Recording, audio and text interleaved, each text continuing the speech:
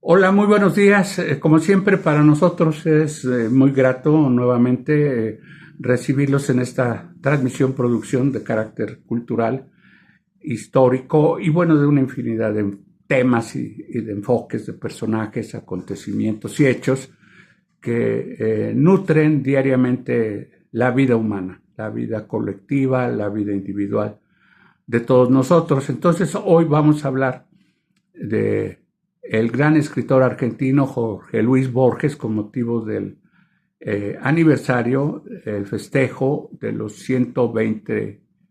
23 años que él cumplió este 18 de agosto. Un escritor prácticamente no tan solo universal, sino inmortal. Y también se celebró el Día Mundial de la Lectura.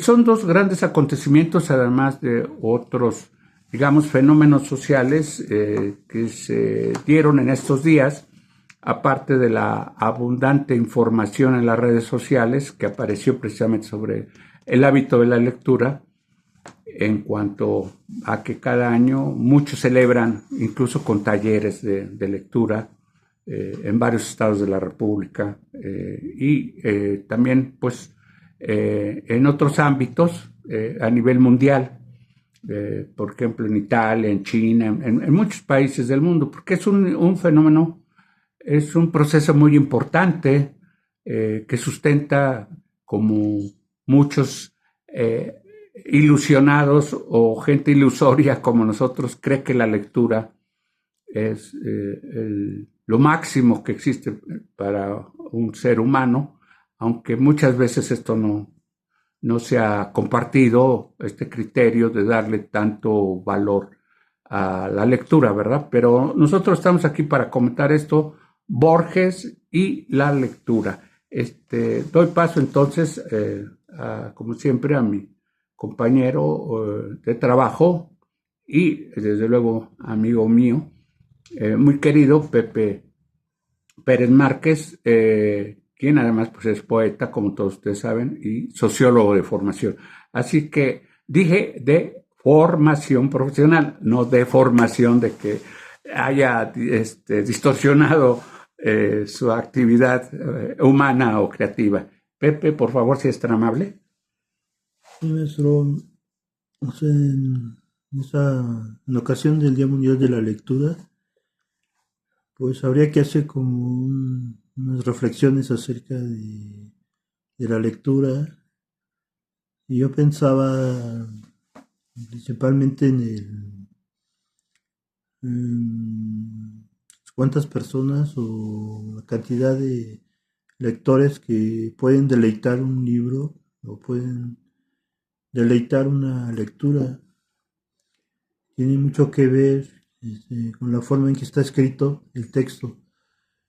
Entonces, pienso que hay muchas formas o muchos hábitos para leer, ¿no? Algunos lectores pues leen de corrido, de una sola pasada, y otros lectores como que vuelven otra vez a releer, ¿no? Y a releer y a releer, porque sienten como un deleite en las frases, en las líneas, en las oraciones, en el mensaje que da el texto.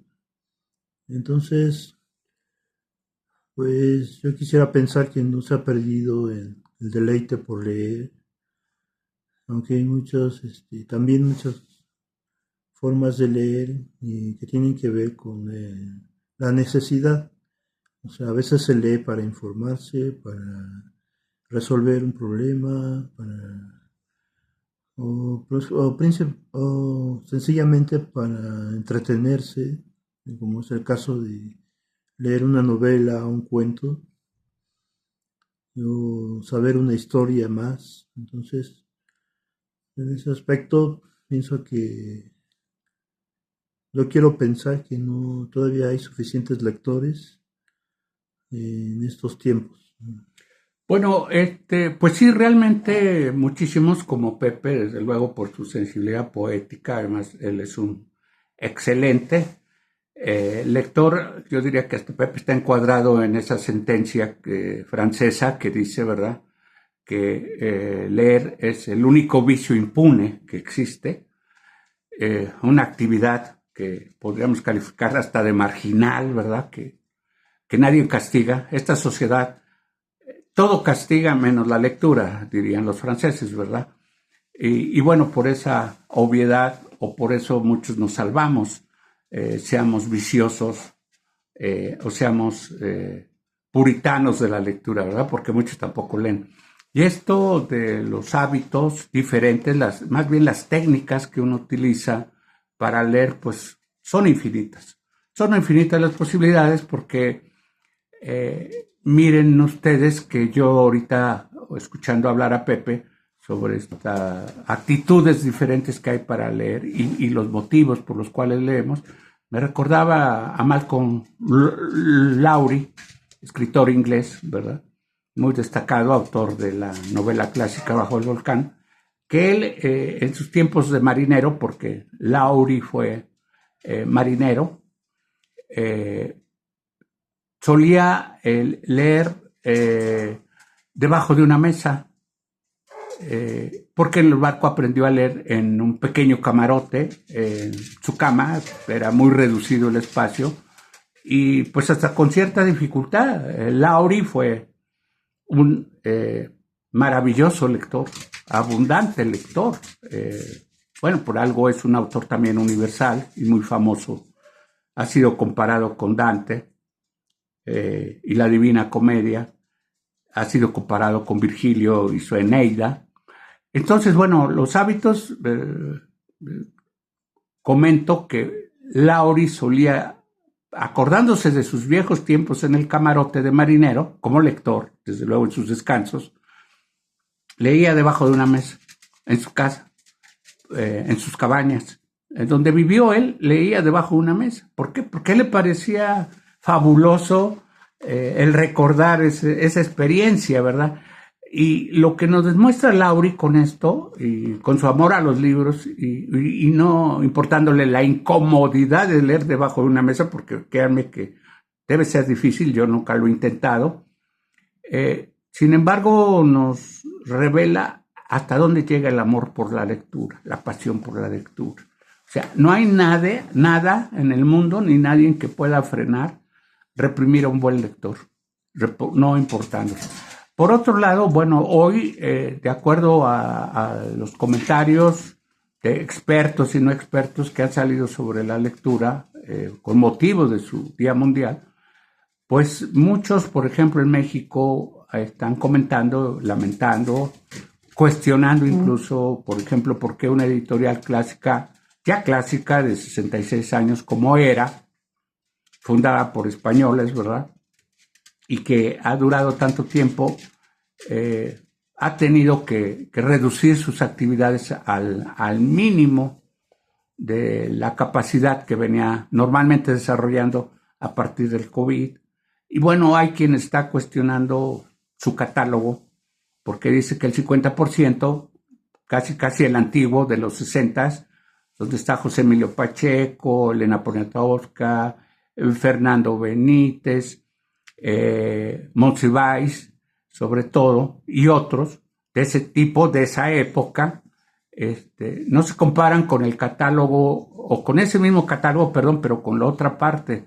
Entonces, dicen algunos críticos literarios que ahí hubo mala selección, mala calidad, que tuvieron que intervenir factores como, o le afectaron factores como trabajar para el gobierno, o sea, autores que recibían becas, que recibían premios y que creyendo en eso se les incorporó en ese catálogo. Bueno, el asunto es que está dando mucho de qué hablar. Ahorita ya fue apoyada por el gobierno abriéndole el espacio de Chapultepec, ¿verdad?, para que vendan, hagan una especie de remate de sus libros, o no sé si vendan los libros como saldos o con su precio normal. Entonces hay muchos puntos que nos habla de cómo la lectura, yo diría que a nivel mundial está en crisis. Repito, lectores impunes como Pepe quisieran verla desde un punto de vista optimista. Pero este debate cultural sobre la lectura nos remite, por ejemplo, al siglo XIX con Schopenhauer, el maestro de Nietzsche. Schopenhauer fue un lector monstruoso, igual que Lauri, igual que Borges. Y bueno, puedo citar aquí muchos nombres de grandes, no autores, sino grandes lectores, ¿verdad? Y Schopenhauer decía en el siglo XIX respecto a la lectura, que él era muy crítico, muy escéptico, que el verdadero lector nace como predestinado para encontrarse con un autor, con un X libro. No todos, dice Schopenhauer, todos los hombres en el mundo nacen para ser lectores. Son muchos los nombrados y pocos los escogidos. Ser lector es cuestión del destino, de los hados divinos.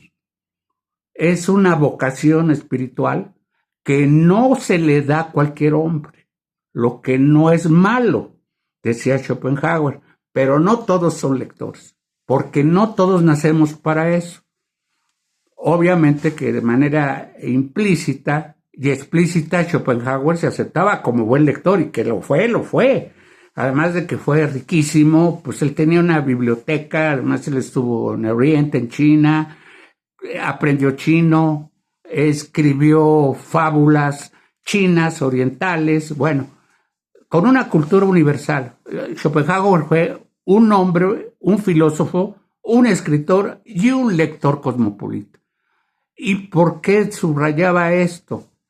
Porque también decía, bueno, aquel que quiere convertirse, porque no nació biológica ni naturalmente predestinado para ser lector, tiene que tener una gran fuerza de voluntad o un poder especial para agarrar un libro. No todos tenemos ese don divino. Así que no todos somos lectores, no necesariamente todos que tenemos que ser lectores en este mundo. Esta reflexión de Schopenhauer, pues bueno, lleva a hacer muchos comentarios, pero vamos a escuchar a Pepe y luego nos vamos a ir sobre Borges. A ver, Pepe. Pues hace rato que comentaba de la lectura es un acto impune, así como... O sea, que no, Vicio. Vicio. Que no sé, bueno, que queda libre de culpa. Yo pienso que en el fondo también muchos rehuyen a la lectura porque la lectura también podría un poco ser como que tiene podría dañar un poco el ser. O sea, podría, como tiene una fuerza, un poder, la lectura que puede, tiene un efecto como ontológico, o sea, como ir muy adentro del ser, del quien está leyendo, y un poco provocar en él ciertas angustias, ciertas, inclusive depresiones. Entonces yo he conocido a personas que son muy sensibles y que rehuyen de la lectura porque sienten que una lectura les puede un poco dañar su ser un poco frágil, ¿no? Entonces pienso que la lectura es también para personas muy fuertes. En este caso, no sé, muchos que estudian medicina, psiquiatría, biología, no sé, astrología, astronomía, así que tienen que leer bastantes libros. Pues, pienso que son personas muy fuertes que pueden resistir a muchas lecturas, ¿no? Y no pueden ser tocadas o dañadas en su ser, ¿no? Entonces, podría ser que, pues sí, es un vicio impune, pero también a la larga como que podría ser la misma lectura castigar, porque como decía el maestro Gulibaldo, no es para todos, no es necesario que todos seamos lectores, y muchos se dan cuenta de eso y entonces como que le dan la vuelta a la lectura o a los libros, ¿no?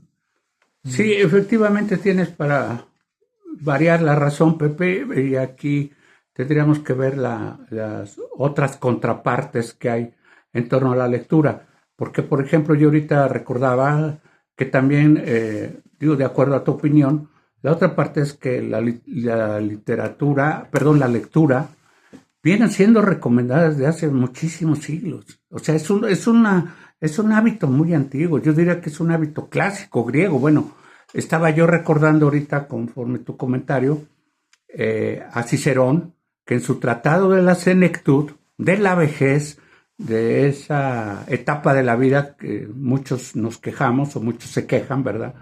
Porque, bueno, viene un decaimiento, una pérdida de las fuerzas físicas, una debilidad, perdemos la energía, ya los que no somos jóvenes vamos perdiendo lentamente la fuerza mental, física y dijéramos hasta espiritual, Pepe, porque bueno, eso está dentro, como dices, de nuestro ser, es parte de nuestra ontología, aparte de nuestra fisiología, anatomía, qué sé yo. Entonces, Cicerón, uno de sus consejos, de ahí viene la llamada literaterapia, y yo diría que hasta de manera sesgada de ahí vienen los famosos libros, libros muy malos de la autoayuda. Pero finalmente el proceso de literaterapia, concepto, esa actividad humana, viene de que Cicerón dice, no te quejes de tu vejez, no te lamentes de tu soledad, de tu marginación, porque la sociedad te considera desechable, porque tu familia no te apoye, no te ayude, te margine, te desprecie, te maltrate. No, ponte a leer un libro. La lectura te va a aliviar, te va a ayudar, te va a fortalecer. Y además aconsejaba regar plantas, tu jardín, aprender algún juego de azar, una especie de crucigrama.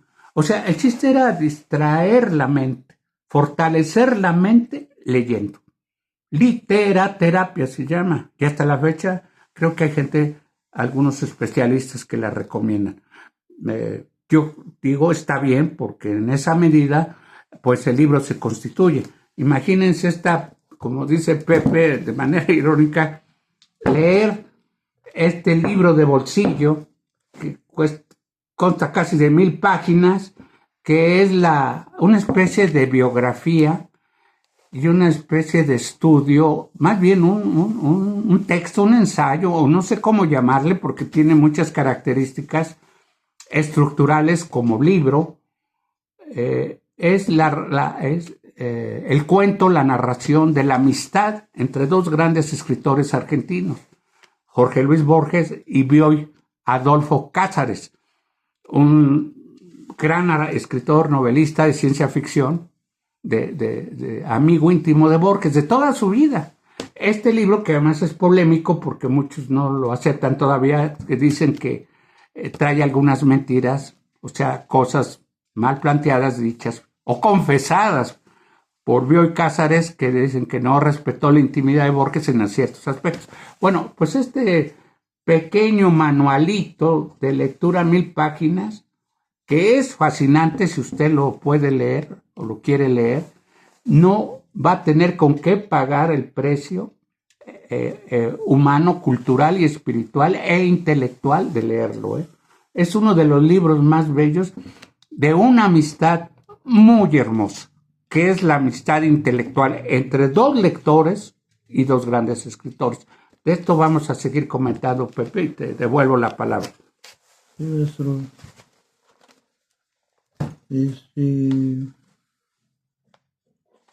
A mí yo pensaba que ahora es el Día Mundial de la Lectura.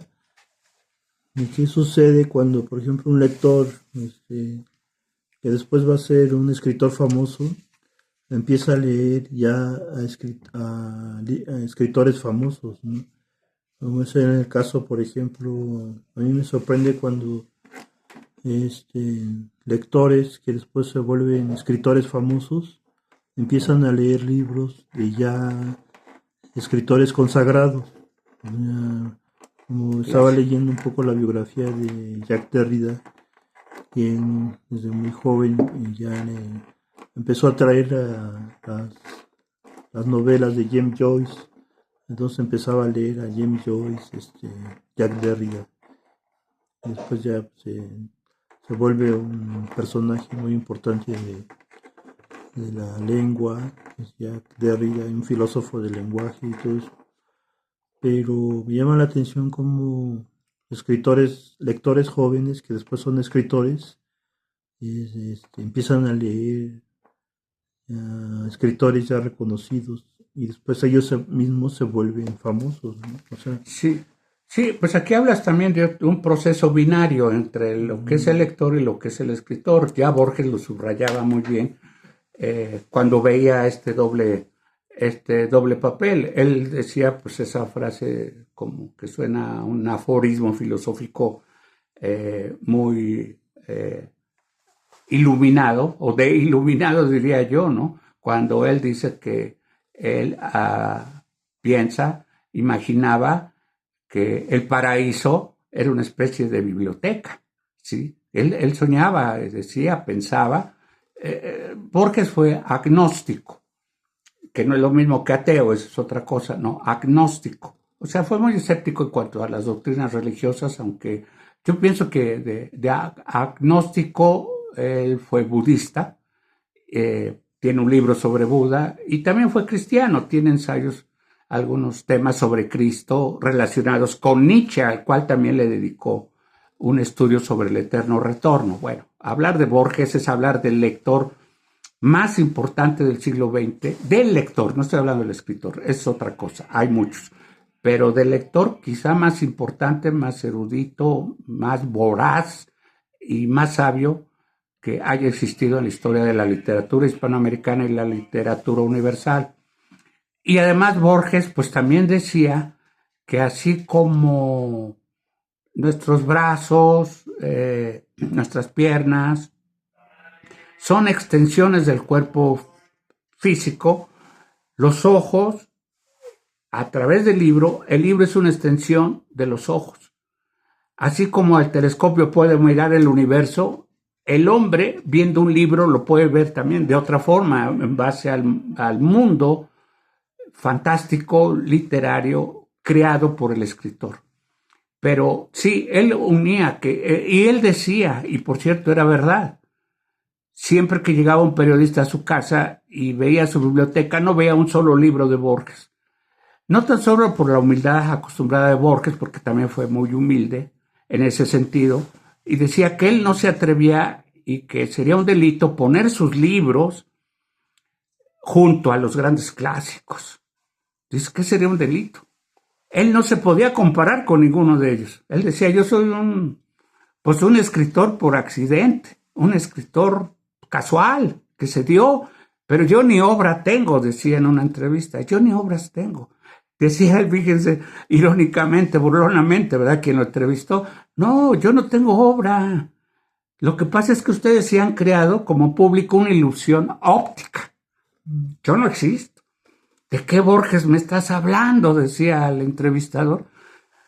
Pues sí, luego viene y se me posesiona de mí, de mi cuerpo, mi espíritu, y me hace dueño de él, y me violenta, y me obliga a escribir, pero yo no soy ese, yo soy otro Borges, más tranquilo, más, bueno, ni sé si realmente soy escritor. Yo me dedico a otras cosas, yo me dedico a la vida, al amor, a otras cosas, menos a escribir. Yo soy lector, yo sí soy lector, yo soy un lector antes que escritor, y nadie me lo va a quitar. Así voy a morir como lector. Entonces, Pepe, tú continúas, por favor. Bueno, pues este es el libro que mostró el maestro Ulevaldo, que tiene más de 1000 páginas, cerca de 1000 páginas. Y pues quisiera leer tantito un fragmento del libro. Por ejemplo, dice 1947, miércoles 21 de mayo. Empecé el diario. Llegaron a MC, eran 7, Lord Finn y las rejas del hierro. Domingo 28 de diciembre de 1947. En Pardo, conversación con Silvina dice que cada uno de nosotros tiene un tema al que siempre vuelve. Borges, la repetición infinita, ella, los diarios proféticos, yo, la evasión a unos pocos días de felicidad que eternamente se repiten, la invención de Morel. Este libro es un libro de Adolfo Bioy Casares, La invención de Morel.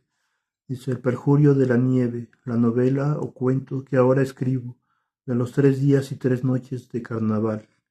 Le conté que referí a Borges, El otro laberinto, en una versión muy tosca, hacia 1935, mientras caminábamos por la calle Vicente López, cerca del cementerio de la Recoleta. Él me habló de Berkeley Square, film basado en The Science of the Past. Después empecé y abandoné la novela Pasado Mortal, y en 2 o 3 meses, en 1945, escribí El otro laberinto. Esta es una muestra un poco de los diálogos tan recurrentes y permanentes que había entre Adolfo Bioy Casares y Jorge Luis Borges. Sí, Borges es impresionante porque une la fantasía, ¿verdad? Con la lectura y la escritura. Eso es crea mundos que no hubieran existido si él no los crea. Por ejemplo, hay que recordar que él como escritor se inspiraba mucho en la literatura inglesa. Él, de hecho, se puede decir que es anglófono. Recuerdo que siempre le preguntaban por qué lo dijo, incluso se lo escribió, que el español, la lengua española, era un lenguaje abandonado por Dios. Así lo decía y se lo reclamaban en todos lados porque él realmente, la primera lengua que aprendió de niño por sus papás, por sus abuelos, bisabuelos, la abuela sobre todo de origen inglés, nació en Inglaterra su abuela, aprendió inglés.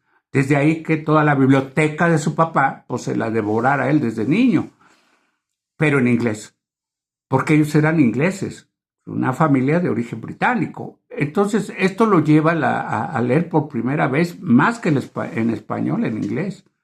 En un perfecto inglés. Él ya escribe cuentos fantásticos, ¿verdad? Que su papá le publica y hasta lo confunden creyendo que el escritor había sido el papá y había sido el condenado chamaco llamado Borges de 12 años, que publica a los 12 años, imagínense, su primera narración en un periódico muy famoso. Entonces le dicen al papá, lo felicitan en la calle y dicen: no, yo no lo escribí. ¿Quién lo escribió? Oye, está maravilloso.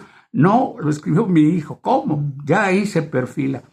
Y Borges, bueno, pues fue hasta el norte del mundo a buscar el origen de la lengua inglesa en los países nórdicos. Él se dedicó a recorrer Alaska, el Everest, todos lados estuvo Borges. Y quiero aquí recordar precisamente dos aspectos, o uno principal, que Borges leyó a la perfección lo que él consideró la mejor novela del mejor escritor de México, que fue Pedro Páramo, y escrita por Juan Rulfo.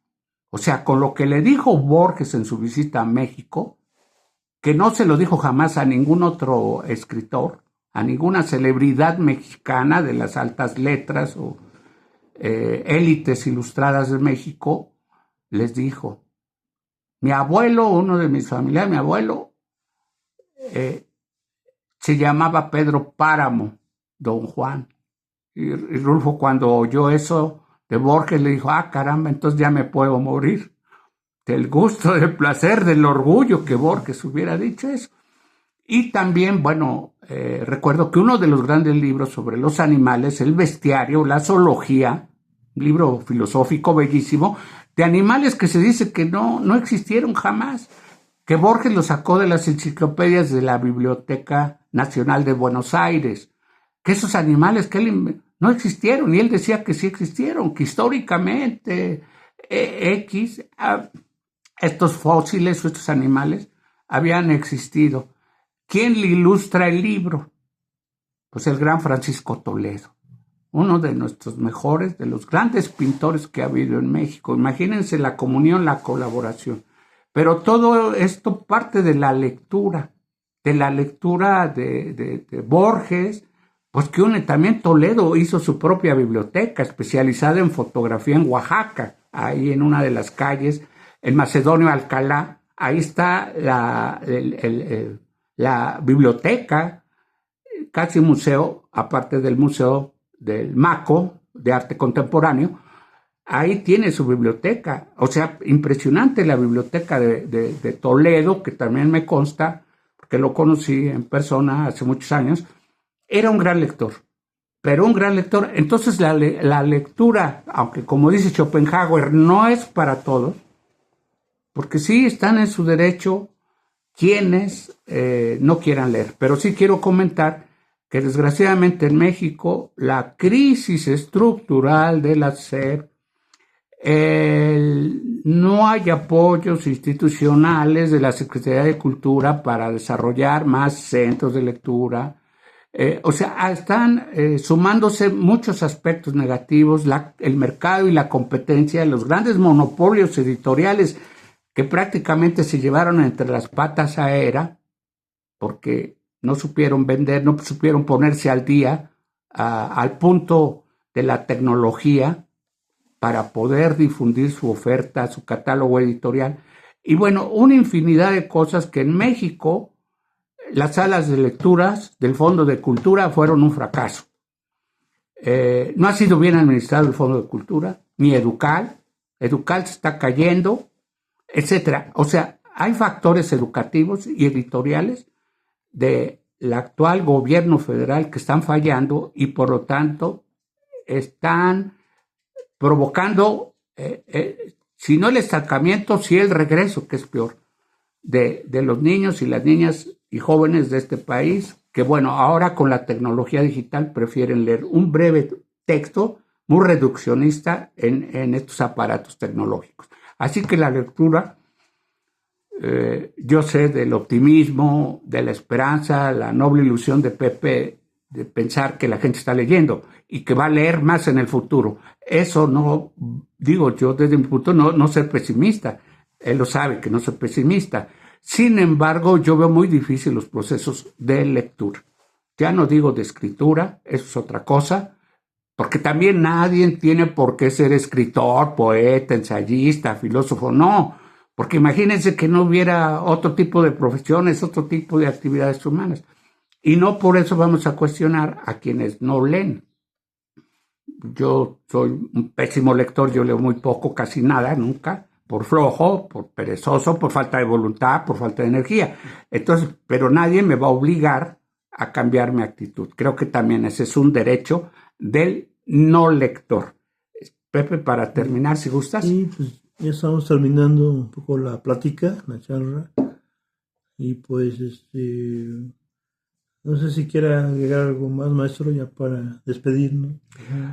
Pues sí, realmente, mira, Pepe, estaba yo recordando antes, quiero comentarlo con respecto a la lectura y los lectores, porque existen los dos géneros, por fortuna. En cuanto a este hábito cultural, en cuanto a este bello arte, le llamaría a Borges o los griegos el arte de leer, porque es un arte.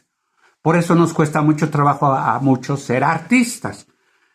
Aparte de ser viciosos, nos cuesta ser artistas. El artista pues es un creador muy especial, pues que crea vida nueva, crea imágenes nuevas, crea procesos nuevos, indaga por otros mundos, es muy curioso. O sea, el hecho de tener una biblioteca y tener libros antiguos, de eso no hemos hablado, que son muy importantes.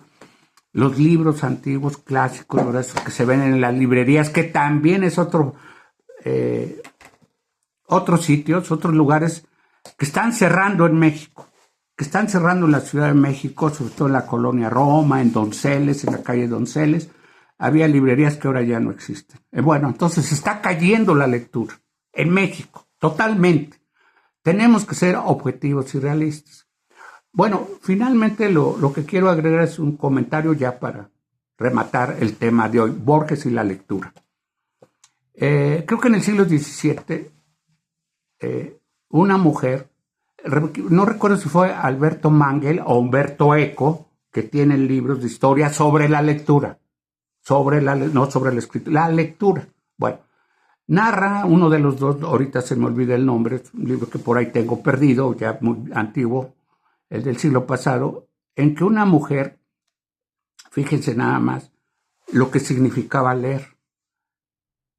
X mujer en Europa, en España, alguna vez estuvo leyendo la Biblia en la noche en su recámara, sola, vivía sola, y estaba leyendo la Biblia, porque era cristiana, era católica, acompañada de una vela. No había en ese tiempo todavía focos, ¿verdad? Luz industrial. Mediante una vela estaba leyendo y de pronto sintió sueño. Ella siempre leía la Biblia en las noches, era una de sus costumbres, porque era la hora que podía leer. Entonces la señora o señorita dejó la Biblia sobre su buró o cajón, donde estaba la vela, la apagó y dejó la Biblia abierta, entreabierta. No la cerró como siempre acostumbraba. El cansancio, el sueño la venció y bueno. Eso bastó para que alguien la descubriera, se diera cuenta esa noche, ese día fatal para ella. Y la Santa Inquisición la detuviera, confesara, incluso quien vio el testigo o la testigo, vio que la Biblia estaba abierta. Eso se consideraba un pecado venial digno de la muerte, de la pena, de la sentencia de morir. Esta mujer, lectora de la Biblia, fue quemada viva por cometer el pecado, el gravísimo pecado de dejar como lectora, sin hacerlo adrede, la Biblia abierta. Díganme ustedes cuántos estaríamos hoy dispuestos a arriesgar nuestra propia vida porque X, Y, Z poder civil, político, religioso nos castigará por el hecho de leer y de olvidarnos. Imagínense si yo dejo abierto esta noche, como dice Pepe, mi pequeño manual, librito de bolsillo de 1000 páginas, yo lo dejo, pero entreabierto y mañana ya estoy en la cárcel, pudriéndome por haber dejado este libro memorable, inolvidable de Borges. Muchas gracias por su atención, Pepe, nuevamente gracias por invitarme a esta producción. Hasta luego. Hasta luego, hasta la próxima.